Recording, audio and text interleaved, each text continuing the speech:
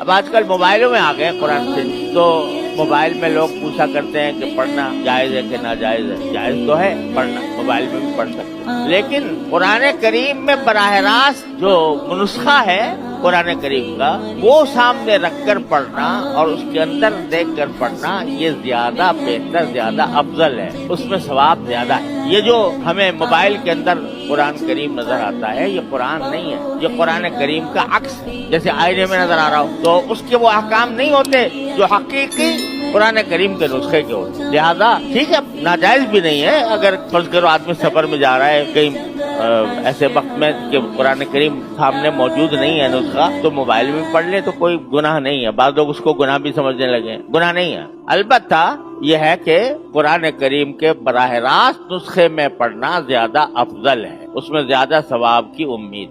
بعض لوگ اشکال بھی کرتے ہیں کہ مولوی صاحب ہمیں تو پہلے فوٹو آوے نہ پہلے تمہیں وہاں پڑھو۔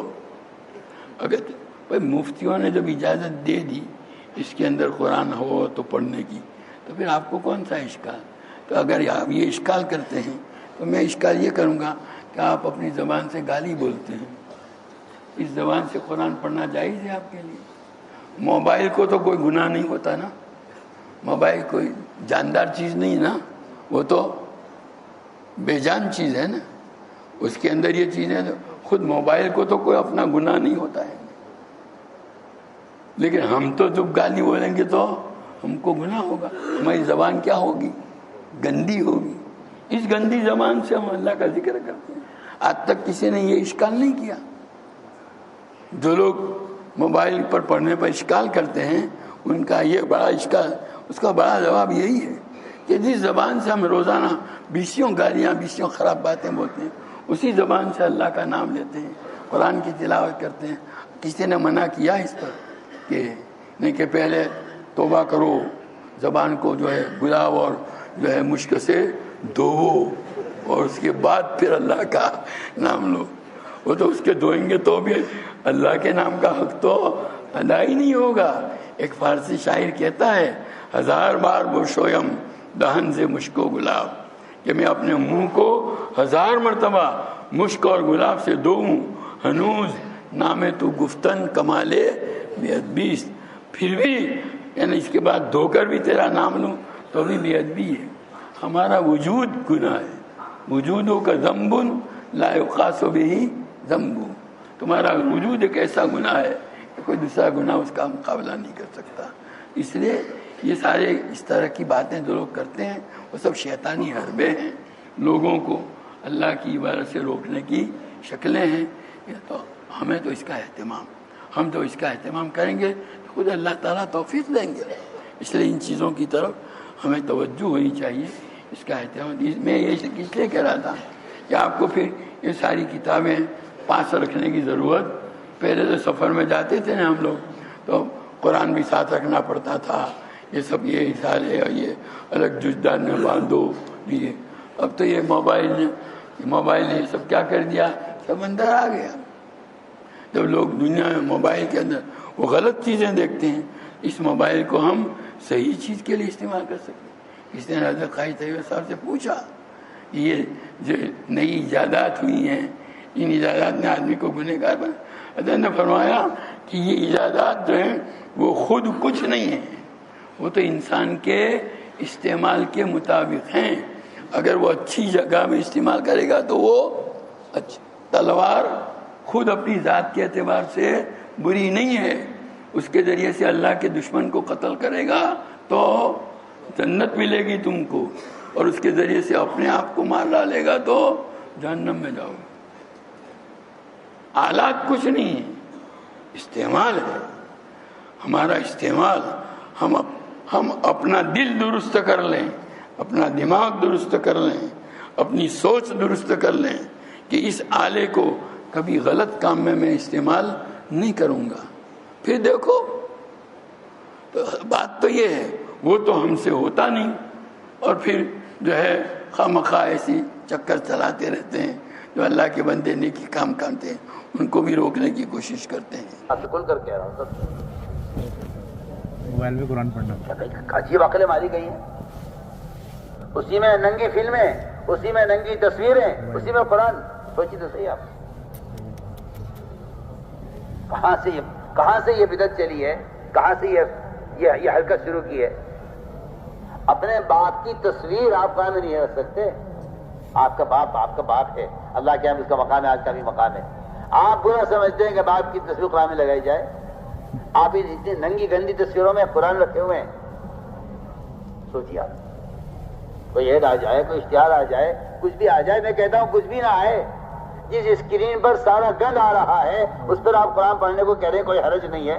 میں تو سمجھتا ہوں کہ دلوں سے قرآن کی عظمت ختم ہو چکی ہے تو کوئی حرج نہیں. جو چاہیں جہاں چاہیں جو چاہیں کریں, جہاں چاہیں سر پھوڑیں. سیدھی بات. یعنی کیا مصیبت پڑی ہے, کیا عذاب آیا ہے. ارے آپ قرآن لے کے بیٹھے ہوئے ہیں بس میں, ٹرین میں, ہر مسلمان دیکھ رہا ہے قرآن پڑھ رہے ہیں. آپ کا قرآن پڑھنا سب کے لیے قرآن کی عملی دعوت بن رہا ہے. آپ مسجد موبائل لے کے بیٹھے ہوئے قرآن پڑھ رہے ہیں, لوگ کہہ رہے ہیں دیکھو مسجد موبائل لے کے بیٹھا ہوا ہے. کوئی عالم حرکت کرے گا تو لوگ بھی نکال لیں گے موبائل کہ اچھا یہ بھی موبائل دیکھ رہا ہے عالم صاحب. ہر ایک بیچارہ قرآن پڑھ رہا ہے. وہ قرآن پڑھ رہا تھا موبائل پر عالم. لوگوں نے کہا میاں آپ بھی مسجد میں موبائل لے کے بیٹھے ہوئے تو ہمیں کیوں منع کرتے ہیں کہ ابھی مسجد میں آئے موبائل بند کر دو. اسے کیا پتا قرآن پڑھ رہا ہے. میں تو صاحب آپ سے کہتا ہوں, آپ کی شاید عقل ہو تھوڑی بہت آپ کے اندر, کہ آدمی شراب کی بوتل میں زمزم پیے اور لوگوں سے کہے میں تو زمزم پی رہا ہوں, آپ مجھے کیوں تہمت لگا رہے ہو. آپ پر تہمت شراب پینے کی لگے گی, زمزم پینے کی نہیں لگے گی. سب آپ سے سب میں آپ کو آسان مثال دے رہا ہوں. آپ بھی نہیں غور کرتے مثالوں پر. دلائل سے مناظرے کرنا اور جواز کی شکل نکالنے, اس سے فائدہ کیا ہے؟ کیا فائدہ ہے؟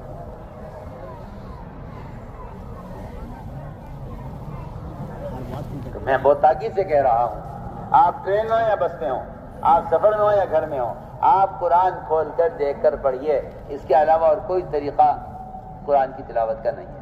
قادسیہ کی جنگ میں صحابہ نے قرآن ساتھ رکھا ہوا تھا, میدان قتال میں اللہ نے قرآن کی وجہ سے مدد کی ہے. آج آپ یہ فلمیں لے کر اور گندے تصویریں لے کر آپ پھر رہے ہیں کہ ہاں یہ ہمارے ساتھ قرآن ہے, اب تو ڈوب مرنے کی بات ہے.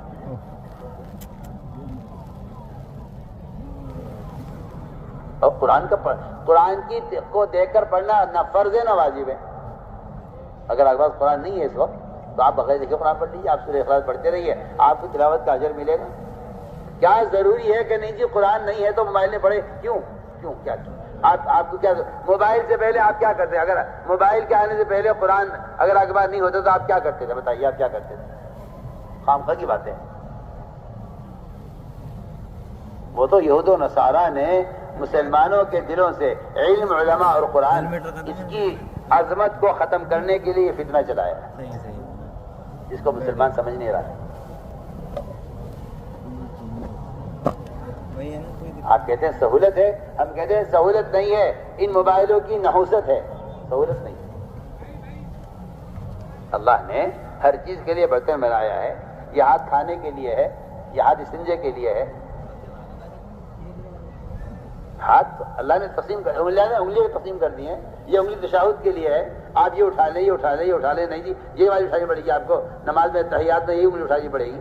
ہم کہتے ہیں بالکل اسی طرح اللہ تعالیٰ نے قرآن کو بھی متعین کر دیا ہے کہ قرآن کو قرآن میں دیکھ کر پڑھو. قرآن پڑھنے کا طریقہ یہ ہے. اس لیے ہم تاکید سے عرض کر رہے ہیں کہ ان اعمال کا خوب اہتمام کرنا ہے. اور قرآن کی تلاوت کا بہترین وقت صبح ساجد سے پہلے ہے. میں نے سارے بزرگوں کو وضاحت کر کے دیکھے, سب سے زیادہ اللہ کا قرب محسوس کیا صبح ساجد سے پہلے قرآن دیکھ کر پڑھنے. اس طرح ہمیں ان اذکار کا عمل کا اہتمام کرنا ہے.